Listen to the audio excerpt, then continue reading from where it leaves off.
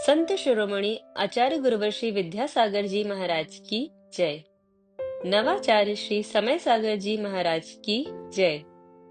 आराम योग प्रणेता पूज्य मुनि श्री प्रणम्य सागर जी महाराज की जय। ओम अरहम नमः। स्वाध्याय प्रेमी बंधुओं, युग श्रेष्ठ आचार्य भगवान श्री 108 विद्यासागर जी महाराज के सरस्वती पुत्र अभीष्ट ज्ञानोपयोगी प्राकृत विज्ञ अरहम योग प्रणेता मुनि श्री प्रणम्य सागर जी द्वारा रचित नई छड़ारा का अनूठा स्वाध्याय गुरु आशीर्वाद से सतत जारी है। हमने प्रथम ढाल में पंच परावर्तन के वर्णन को डिटेल में जाना। ढाल 2, जिसमें सम्यक दर्शन का प्रैक्टिकल स्वरूप मुनि श्री ने बड़े ही सरल और सुंदर तरीके से समझाया है, जिससे हमारे अंदर देव शास्त्र गुरु के प्रति श्रद्धा और दृढ़ होगा। अब चलते हैं नई छड़ाला द्वितीय ढाल की कक्षा की ओर। ओम नमः सिद्धेभ्यः।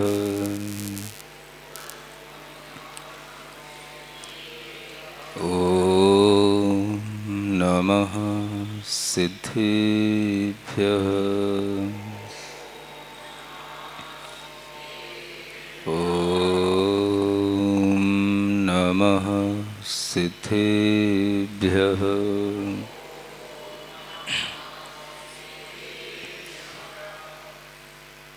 तीन लोक में चार हैं, मंगल शरण व श्रेष्ठ। अरहत सिद्ध व साधुगण, धर्म जैन जग ज्येष्ठ।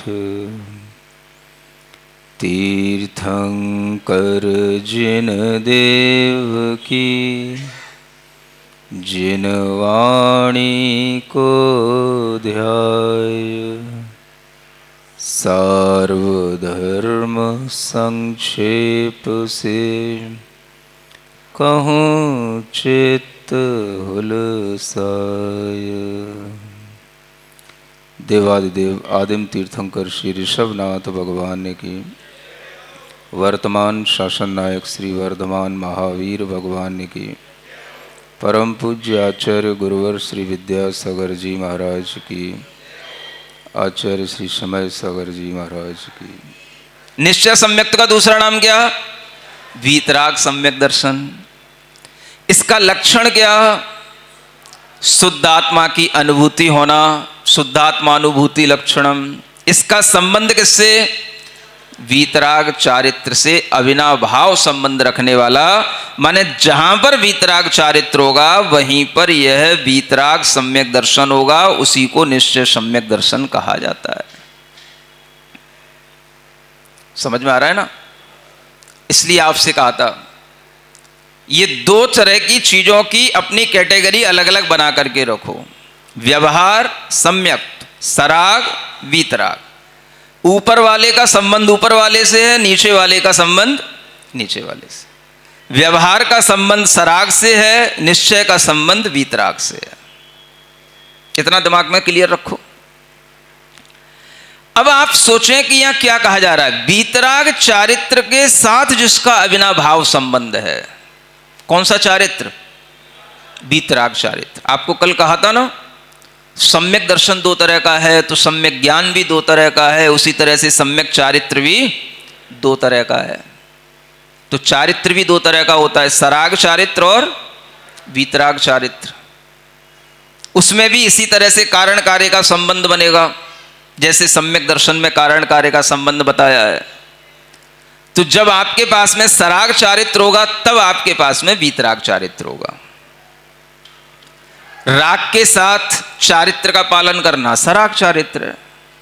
राग क्या? तो जीवों पर दया करते हुए चारित्र का पालन करना, भगवान की भक्ति से लिए गए उन व्रतों का पालन राग के साथ करना, सराग चारित्र है। तो वीतराग चारित्र कहां पैदा होगा?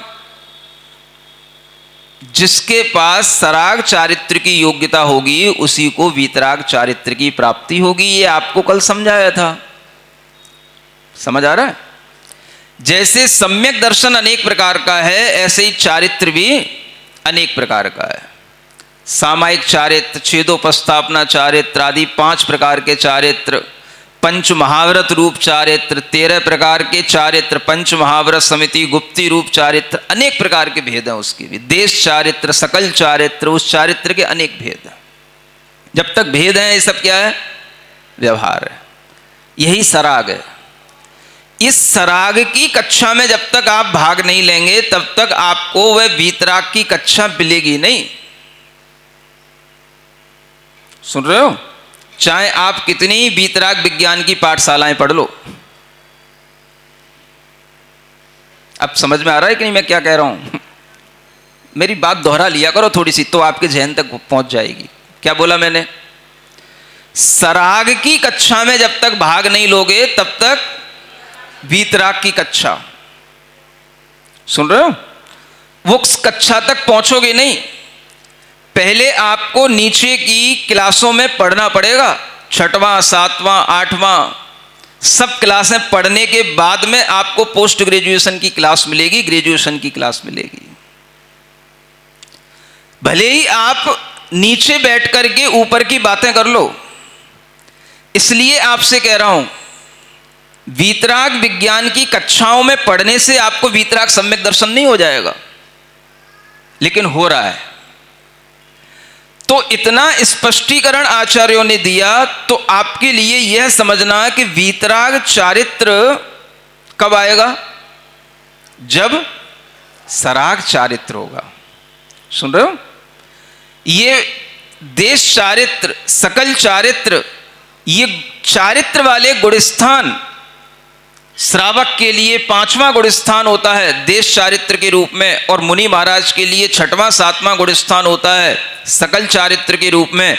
ये गुणस्थानों वाला जब तक सराग चारित्र की योग्यता आपके अंदर नहीं आएगी तब तक इससे ऊपर होने वाला वीतराग चारित्र संभव ही नहीं है। तो आचार्य क्या कहते हैं?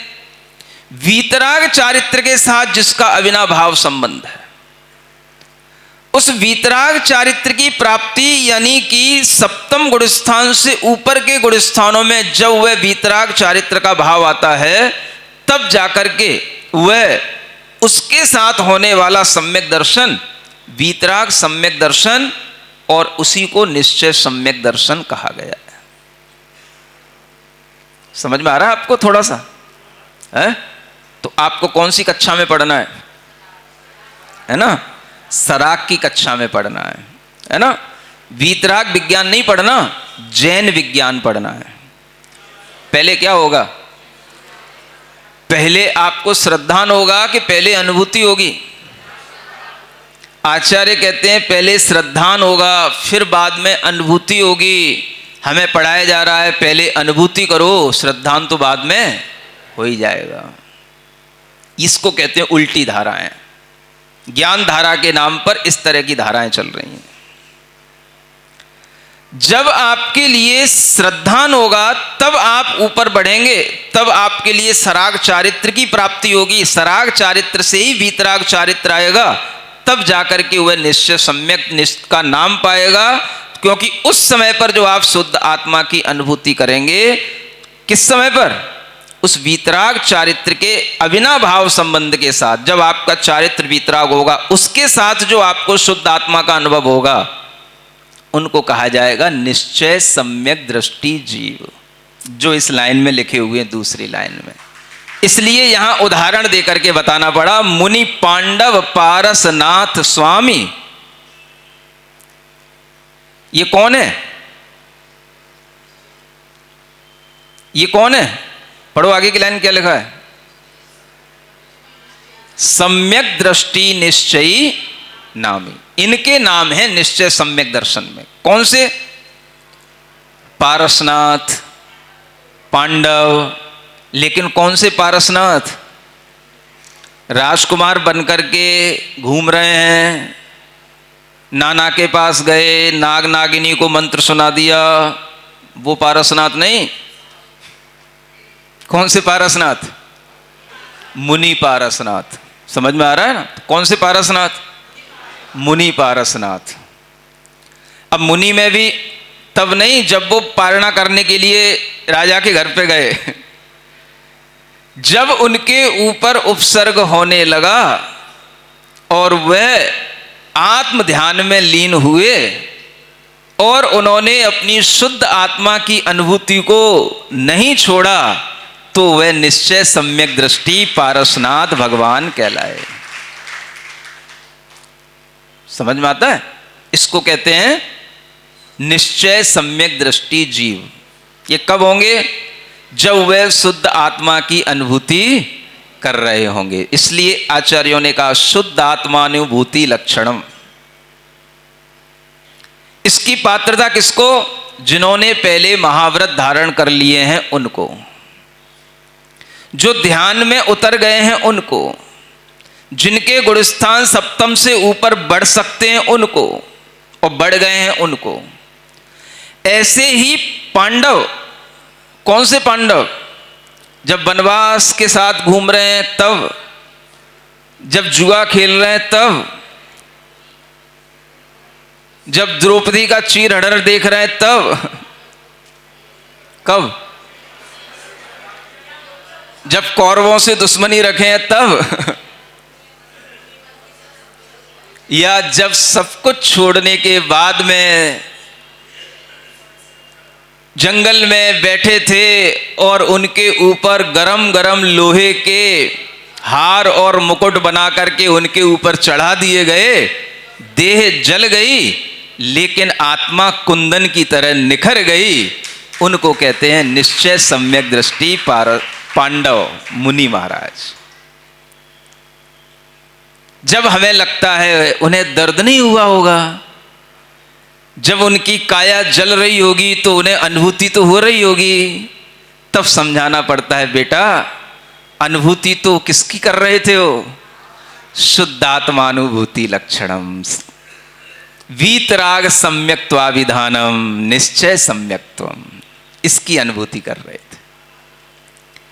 ये निश्चय सम्यक्त्व, ये वीतराग चारित्र के साथ जब शुद्धात्मा की अनुभूति वाला अपनी केवल एकत्व की दशा का अनुभव करने वाला भाव उत्पन्न होता है, तब उत्पन्न होता है। इसलिए इसमें एक होता है, एक रूप होता है। ये सुन रहे हो? ये एकत्व की अनुभूति कराने वाला होता है। और जब श्रद्धा होती है तो श्रद्धा में एकत्व की अनुभूति नहीं होती, उसमें अनेकत्व की श्रद्धा होती है। अनेक चीजों की श्रद्धा बनती है। अनुभूति एक की होगी, श्रद्धा अनेक की होगी। कहा जाएगा उस समय पर उन्हें अपनी शुद्ध आत्मा की रुचि उत्पन्न हुई, शुद्ध आत्म तत्व में श्रद्धान उत्पन्न हुआ, लेकिन वहां पर श्रद्धान गौण हो गया, अनुभूति प्रमुख हो गई। इसलिए आचार्यों ने वीतराग सम्यक दर्शन के लक्षण को किस रूप में व्याख्यायित किया? अपनी शुद्ध आत्मा की अनुभूति लक्षण वाला वह वीतराग सम्यक दर्शन होता है। उसी को निश्चय सम्यक दर्शन कहते हैं। लेकिन वो वीतराग चारित्र के बिना नहीं होता, और वीतराग चारित्र कभी सराग चारित्र के बिना नहीं होता। तो जब तक आपकी कक्षा ही नहीं है ग्रेजुएशन की, आप क्या पढ़ रहे हो और उस पढ़ाई से आप क्या सीख रहे हो? जब क्लास हो ग्रेजुएशन की तो ग्रेजुएशन की बुक पढ़ो, तो काम की भी है। नहीं समझे? अभी योग्यता है आपको तीसरी चौथी क्लास की बुक पढ़ने की, और आप पढ़ रहे हो 14वीं क्लास की बुक। नहीं समझ आ रहा? तो आप अपने लिए न्याय कर रहे हो या अन्याय कर रहे हो, या आप खुद विचार कर लो। इसलिए मैं कह रहा हूं, जो समय सार में लिखी हुई आत्मानुभूति को सम्यक दर्शन मानते हैं और उसी सम्यक दर्शन की चर्चा करते हुए अपने को सम्यक दृष्टि मानते हैं, वह इतनी बड़ी गलती कर रहे हैं कि वो चौथी क्लास के योग्य हैं और वो 11वीं क्लास का और 13वीं क्लास का जो बुक का जो पाठ्यक्रम है उसको पढ़ करके अपने आप को समझ रहे हैं कि मैं 14वीं क्लास में आ गया, 13वीं क्लास में आ गया। समझ में आ रहा है? अगर सिद्धांत की दृष्टि से देखें तो आचार्य कहते हैं यह वीतराग सम्यक दर्शन जब राग समाप्त हो जाता है तब उत्पन्न होता है। यानी 11वें 12वें 13वें 14वें गुण स्थान के सम्यक दर्शन को वीतराग सम्यक दर्शन कहा गया है, क्योंकि 10वें गुण स्थान तक राग रहता है, सूक्ष्म राग भी रहता है तो भी वो सराग कहलाएगा। ये सिद्धांत ग्रंथों में बड़े बड़े श्लोक वार्तिक और राज वार्तिक जैसे ग्रंथों में स्पष्ट है। तो हमें इतना उल्टा भ्रम उत्पन्न कराया जा रहा है आत्मानुभूति के लालच में, जिससे कि हम अपने आप को सम्यक दृष्टि न केवल सराग समझने लग जाते हैं, वीतराग विज्ञान वीतराग सम्यक दृष्टि अपने आप को समझ करके हम फिर पूजा भक्ति इन कामों में अपने आप को लगाते ही नहीं हैं। तो अब आपके लिए ये स्पष्ट हो जाना चाहिए कि व्यवहार सम्यक दर्शन किस लेवल पर है और निश्चय सम्यक दर्शन किस लेवल पर है। सराग सम्यक दर्शन किसके साथ रहता है और वीतराग सम्यक दर्शन किसके साथ रहता है। जिसके साथ जो रहे उसका उसके साथ में अविनाभावी संबंध कहलाता है। किसका किसके साथ? जैसे राम का सीता के साथ, सीता का राम के साथ बन जाएगा। कुछ टाइम तक तो बनेगा, बाद में नहीं बनेगा। समझ आ रहा है? तो ऐसा भी ना कह करके न्याय की दृष्टि से देखोगे तो जैसे धुएं का अग्नि के साथ संबंध होता है, ऐसा ही संबंध अविनाभावी संबंध होता है। जहां जहां धुआं है वहां वहां अग्नि है, उसको कहते हैं अविनाभावी संबंध। ऐसे ही जहां जहां वीतराग सम्यक दर्शन है वहां वहां वीतराग चारित्र है। अथवा यूं भी कह सकते हो जहां जहां वीतराग चारित्र है वहां वहां वीतराग सम्यक दर्शन है। उसी को निश्चय सम्यक दर्शन कहते हैं। ऐसे सम्यक दर्शन के लिए ये उदाहरण यहां पर मुनि अवस्था में भी जब ध्यान में लीन होने वाले वह मुनि महाराज हैं, वह पारसनाथ हैं, पांडव हैं, अन्य अन्य अनेक भी ऐसे जो साधक हुए जो अपनी आत्मा की अनुभूति ऐसे ध्यान अवस्था में किए कि वह अपने शरीर पर होने वाले अनेक विघ्नों की अनुभूति नहीं किए। शरीर जल रहा है, उस शरीर की अनुभूति में उनका क्लेश उनके मन में उत्पन्न नहीं हुआ, लेकिन उन्हें आनंद किसमें आया? अपनी आत्मा की अनुभूति में आनंद आया। तब उस आनंद से जो कर्म जलते हैं, आनंदो निर्दहत्युद्धम कर्मेंधन मनारतम न चासौ खिद्यते जीव बहिर्दुखेषु अचेतन। ये इसलिए कहा गया, जब आनंद उत्पन्न होता है भीतर तो उससे कर्म का ईंधन अनारतम माने निरंतर जलता चला जाता है। उस आनंद से, कौन से आनंद से? अपनी शुद्ध आत्मा की अनुभूति वाले आनंद से यह कर्म का ईंधन जलता चला जाता है। तो न च असौ खिद्यते जीव, उससे फिर वह जीव खेद को प्राप्त नहीं होता। बहिर्दुखेषु अचेतन, बाहर से अगर कोई उसे दुख भी मिलता है, उसके ऊपर कोई उपसर्ग भी करता है, उसके शरीर को कोई जलाता भी है, तो भी वह उस विषय में अचेतन रहता है। माने अपनी चेतना उससे नहीं जोड़ता, उस विषय का उसको ज्ञान नहीं होता कि मेरे ऊपर क्या हो रहा है, मेरे भीतर क्या अनुभूत हो रहा है। वह इतना अपनी आत्मा की अनुभूति में लीन हो जाता है। उसी को वीतराग सम्यक दृष्टि और उसी को निश्चय सम्यक दृष्टि कहा जाता है। इसलिए यह ज्ञान आपको इसी तरह के क्रम पद्धति के साथ जब आएगा तो ही वो ज्ञान सम्यक ज्ञान होगा, अन्यथा वह ज्ञान विपरीत ज्ञान की कोटि में आएगा, मिथ्या ज्ञान की कोटि में आएगा। ठीक है, ये भाव ध्यान में रखते हुए ओम अरहम बोल। ओम अरहम ओम अरहम बोल। सभी कार्य की सिद्धि से तो पहले इसको बोल। सभी पहले इसको बोल। ओम अरहम नमः। ओम अरहम नमः। ओम अरहम नमः।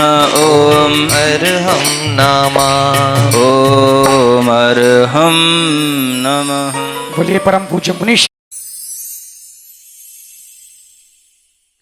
सिरिजिणवाणी जग कल्याणी जग जन मदतम मोहरी जणमण हारी गढ़हर हारी जम जरा भव रोग हरी तिथियराणम दिव्य झुणिम जो पड़ई सुणई मय्ये धारई णाणं सौख मणन्तं धर्य सासद मोक्ष पदं पावै सासद मोक्ष पदं पावै। नई चढ़ाला आज का सवाल प्रतियोगिता में आप सभी का स्वागत है। आज का सवाल है, सराग चारित्र क्या है? राग के साथ पालन किया जाने वाला, द्वेष के साथ पालन किया जाने वाला, मोह के साथ पालन किया जाने वाला या निर्मोह भाव से पालन किया जाने वाला। कल के सवाल का सही उत्तर है संकेत। आप अपना जवाब हमें कल शाम 5 बजे तक भेजें। 3 भाग्यशाली विजेताओं को मिलेंगे आकर्षक उपहार। अपना जवाब भेजने के लिए लिंक पर जाएं या QR कोड स्कैन करें। ओम अरहम नमः।